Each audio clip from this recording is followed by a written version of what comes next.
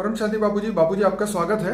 बाबूजी, आज हम ये जानना चाहते हैं, बहुत सारे लोग ये कहते हैं कि आपका तो जीवन मृत्यु और हर चीज जो है टाइम, तो आपका मृत्यु का टाइम, प्लेस और डे भगवान ने पहले ही लिख दिया है। तो क्या ये पॉसिबल है? भगवान ऐसा काम करते हैं क्या?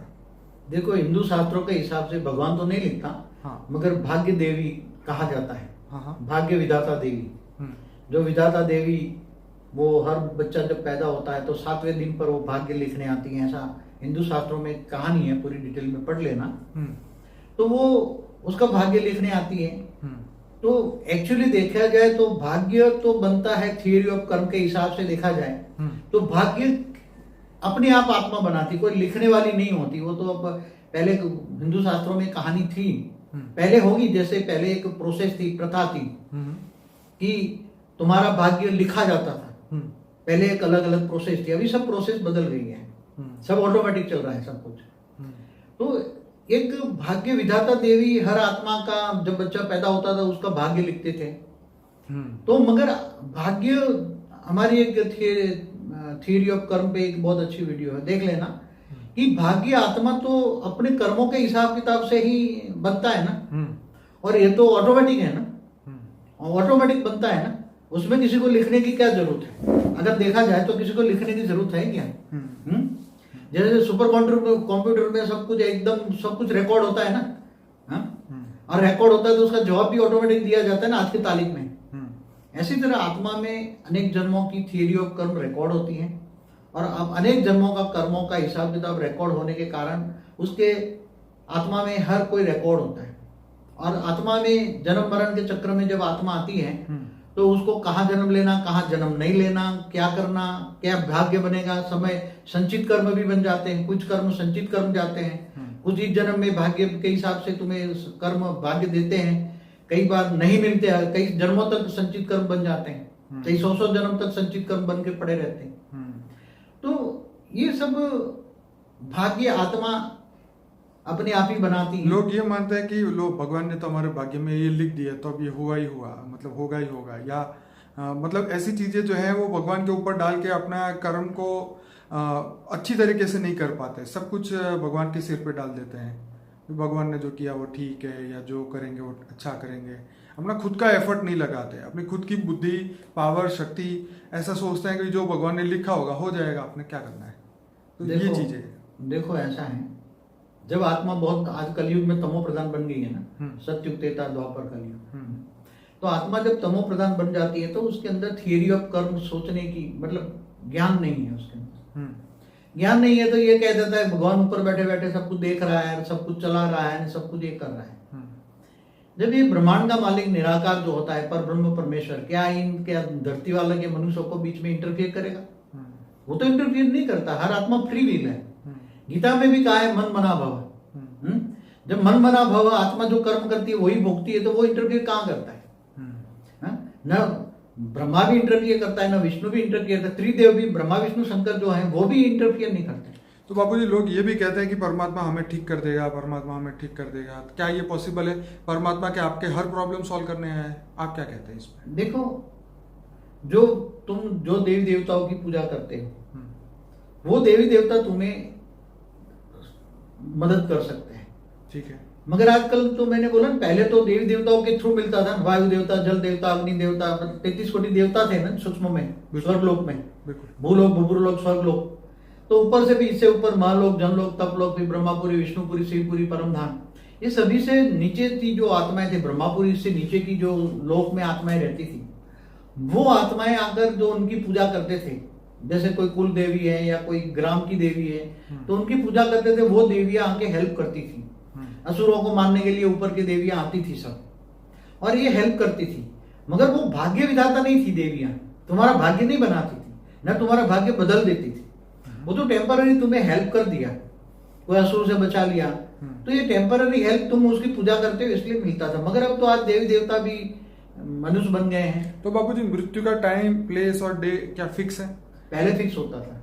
Okay. उसकी आत्मा के अंदर जो रिकॉर्डिंग पड़ा है, उसके हिसाब से, जैसे ऊपर एक बोलता था धर्मराज, तो चित्रगुप्त के चौपड़े होते थे, मतलब चित्रगुप्त होता था, वो सबका हिसाब किताब रखता था, और वहाँ अब ये नहीं चल रहा, अब ये नहीं चल रहा, सब आउट, मतलब तो अभी थियरी ऑफ कर्म के हिसाब से सब चल रहा है, अभी ऑटोमेटिक चल रहा है। जैसे आज कंप्यूटर में ऑटोमेटिक सब कुछ हो रहा है ना, किसी को कुछ चोपड़ा वोपड़ा लिखने की जरूरत है, बुक्स ऑफ अकाउंट लिखते हैं, कोई ऑटोमेटिक कंप्यूटराइज होता है ना। ऐसी तरफ सबका कर्मों का हिसाब किताब आत्मा में सब कंप्यूटराइज, आत्मा में रिकॉर्ड है, और आत्मा सब हमारा हर थॉट जो है वो रिकॉर्ड हो रहा है, तुम्हारा हर मनुष्य का थॉट केवल उसकी आत्मा में रिकॉर्ड नहीं है, हाँ। उसकी आत्मा के हर वायुमंडल में रिकॉर्ड हो जाता है, अनेक लोक तक जाता है रिकॉर्ड, अति सूक्ष्म जो पावरफुल जैसे परमाणु होते हैं वो उसमें रिकॉर्ड होते हैं। तुम्हारे संकल्प केवल कहते हैं इस वायुमंडल में, इस दुनिया तक नहीं, दूसरे लोगों तक भी जाते हैं, ऊपर परम धाम तक, जो परब्रह्म परमेश्वर जिसको कहते हैं उसके तक जाते हैं। पूरा जहां से तुम्हारी ग्रेविटी आती है तो महा शिव कहते हैं, महा परम धाम से जहां गैलेक्सी ग्रेविटी आते हैं वहां तक तुम्हारे संकल्प जाते हैं, रिकॉर्ड होता है। तो आपको देखो तो क्या ये कहना सही है कि लोग कहते हैं कि जो तुम सोचते हो यूनिवर्स सुन रहा है और वो तुम्हें उस हिसाब से रिप्लाई करता है, क्या ये सच है, झूठ है? देखो, जो तुम सोचते हो वो सोचना केवल तुम एक सोचते हो कि हाँ कोई नहीं सुन रहा, मगर वो तुम्हारा सोचना पूरे वायुमंडल में व्याप्त हो जाता है। इससे ऊपर धीरे धीरे जो अणु से परमाणु में दूसरे लोग तीसरे लोग चलकर फिर परम धाम में भी जाता है। मैंने एक वीडियो बनाया आकाशीय रिकॉर्ड में, इसलिए कोई ये ना समझे कि मैं जो सोच रहा हूँ नेगेटिव वो कोई सुन नहीं रहा, चारों ओर व्याप्त है, और चारों ओर व्याप्त होने के कारण आपको हमेशा अच्छा सोचना चाहिए, सारे विश्व कल्याण के लिए सोचना चाहिए, और बेहद की इच्छा रखनी चाहिए, बेहद की कल्याण की भावना रखनी चाहिए। ये तो इसका मतलब ये हुआ कि जो हमारा क्वेश्चन था इस हिसाब से मनुष्य खुद के कर्म जो है अपना टाइम ऑफ डेथ जो जगह और ये सब अपने कर्मों के हिसाब से ही उसकी नक्की होती है अपने आप ऑटोमेटिक, इसके पीछे किसी का भी हाथ नहीं है, कोई देवी देवता। क्योंकि कई लोग ये भी बोलते हैं कि ये इन्होंने भूतों ने इनके पीछे भूत लगाए थे तो भूतों ने इनको मरवा दिया, क्या ये भी पॉसिबल है? हाँ, आजकल वो काला जादू करते हैं, मंत्र तंत्र प्रयोग करते हैं और भूत भेजते हैं उसको मारने के लिए, मगर वो भी थियरी ऑफ कर्म के हिसाब से ही वो भूत आएंगे ना।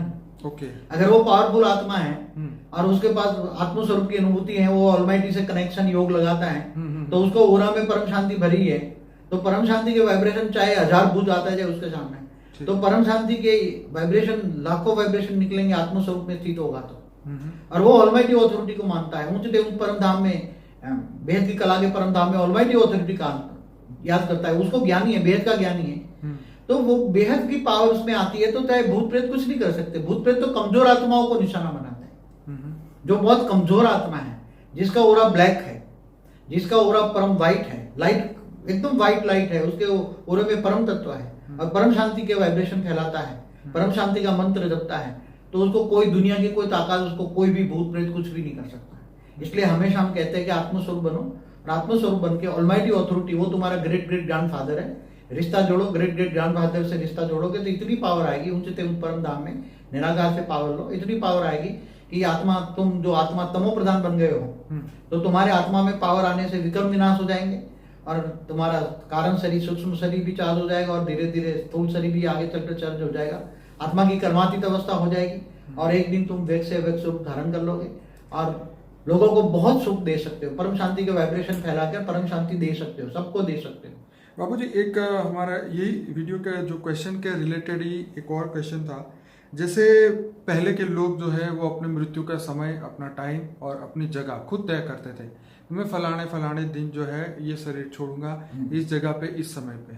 तो जो इच्छा मृत्यु का वरदान की जो शक्ति थी वो पहले के लोगों में थी और आज के लोगों में नहीं है, वो भी आपने एक वीडियो में बताया। वो सतयुग में इच्छा मृत्यु होता था, आत्माओं में शक्ति होती थी। अच्छा, सतयुग, इसलिए सतयुग में होती थी इच्छा मृत्यु, जब जहां भी उसको जाना है तो ऊपर वेग से अवेग स्वरूप धारण करके चले जाते थे। उसका 5 तत्वों की बॉडी बहुत हल्की होती थी और आत्माओं में बहुत पावर होती थी। इसलिए इच्छा मृत्यु का वरदान पहले सतयुग में होता था, त्रेता में धीरे धीरे कम हो गया, द्वापर में तो फिर खत्म, और कलयुग में तो अनेक धर्म मत पंथ संप्रदाय आ गए, सबके अलग अलग कहना है, डिफरेंस ऑफ ओपिनियन हो गया।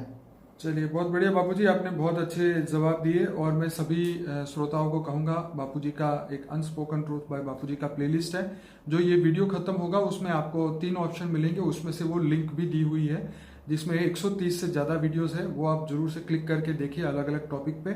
और इस चैनल को सब्सक्राइब करना जरा भी ना भूलें और इस वीडियो के नीचे अच्छे कमेंट करिए और इस वीडियो को डेफिनेटली लाइक करें, क्योंकि जितना आप लाइक करेंगे इतना ही आगे और बढ़ता जाएगा और लोगों को यूट्यूब दिखाएगा। तो सभी लोगों का बहुत धन्यवाद। बापूजी आपका बहुत धन्यवाद। परम शांति। परम शांति।